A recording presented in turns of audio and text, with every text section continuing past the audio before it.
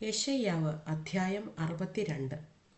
സിയോനെക്കുറിച്ച് ഞാൻ മിണ്ടാതെ ഇരിക്കയില്ല, യെരൂശലേമിനെക്കുറിച്ച് ഞാൻ അടങ്ങിയിരിക്കയുമില്ല.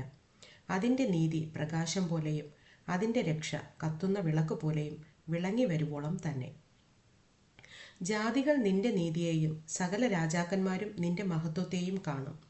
യഹോവയുടെ വായി കൽപ്പിക്കുന്ന പുതിയ പേർ നിനക്ക് വിളിക്കപ്പെടും. യഹോവയുടെ കയ്യിൽ നീ ഭംഗിയുള്ള കിരീടവും നിന്റെ ദൈവത്തിൻ്റെ കയ്യിൽ രാജമുടിയും ആയിരിക്കും. നിന്നെ ഇനി അസൂബ, തെക്ത എന്ന് വിളിക്കയില്ല. നിന്റെ ദേശത്തെ ഷെമാമ, ശൂന്യം എന്ന് പറയുകയുമില്ല. നിനക്ക് ഹെഫ്സീബ, ഇഷ്ട എന്നും നിന്റെ ദേശത്തിന് ബെയൂല, വിവാഹസ്ഥ എന്നും പേരാകും. യഹോവയ്ക്ക് നിന്നോട് പ്രിയമുണ്ടല്ലോ, നിന്റെ ദേശത്തിന് വിവാഹം കഴിയും.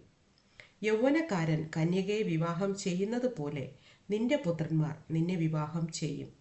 മണവാളൻ മണവാട്ടിയിൽ സന്തോഷിക്കുന്നത് പോലെ നിന്റെ ദൈവം നിന്നിൽ സന്തോഷിക്കും. യെരൂശലേമേ, ഞാൻ നിന്റെ മതിലുകളിന്മേൽ കാവൽക്കാരെ ആക്കിയിരിക്കുന്നു. അവർ രാവോ പകലോ ഒരിക്കലും മിണ്ടാതെ ഇരിക്കയില്ല. യഹോവയെ ഓർപ്പിക്കുന്നവരെ, നിങ്ങൾ സ്വസ്ഥമായി ഇരിക്കരുത്.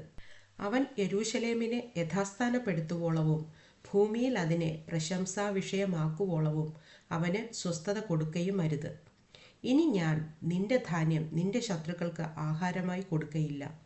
നീ അധ്വാനിച്ചുണ്ടാക്കിയ വീഞ്ഞ് അന്യജാതിക്കാർ കുടിച്ചു കളയുകയുമില്ല എന്ന് യഹോവ തൻ്റെ വലം കൈയും തൻ്റെ ബലമുള്ള ഭുജവും തൊട്ട് സത്യം ചെയ്തിരിക്കുന്നു. അതിനെ ശേഖരിച്ചവർ തന്നെ അത് ഭക്ഷിച്ച് യഹോവയെ സ്തുതിക്കും. അതിനെ സംഭരിച്ചവർ തന്നെ എൻ്റെ വിശുദ്ധ പ്രാകാരങ്ങളിൽ വച്ച് അത് പാനം ചെയ്യും. കടപ്പിൻ, വാതിലുകളിൽ കൂടി കടപ്പിൻ. ജനത്തിന് വഴി ഒരുക്കുവിൻ, നികത്തുവിൻ, പെരുവഴി നികത്തുവിൻ.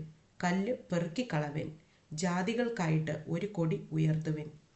ഇതാ നിന്റെ രക്ഷ വരുന്നു, കൂലി അവൻ്റെ പക്കലും പ്രതിഫലം അവൻ്റെ കയ്യിലുമുണ്ട് എന്ന് സിയോൻ പുത്രിയോട് പറവിൻ എന്നിങ്ങനെ യഹോവ ഭൂമിയുടെ അറുതിയോളം ഘോഷിപ്പിച്ചിരിക്കുന്നു. അവർ അവരെ വിശുദ്ധ ജനമെന്നും യഹോവയുടെ വിമുക്തന്മാരെന്നും വിളിക്കും. നിനക്കോ അന്വേഷിക്കപ്പെട്ടവൾ എന്നും ഉപേക്ഷിക്കപ്പെടാത്ത നഗരമെന്നും പേരാകും.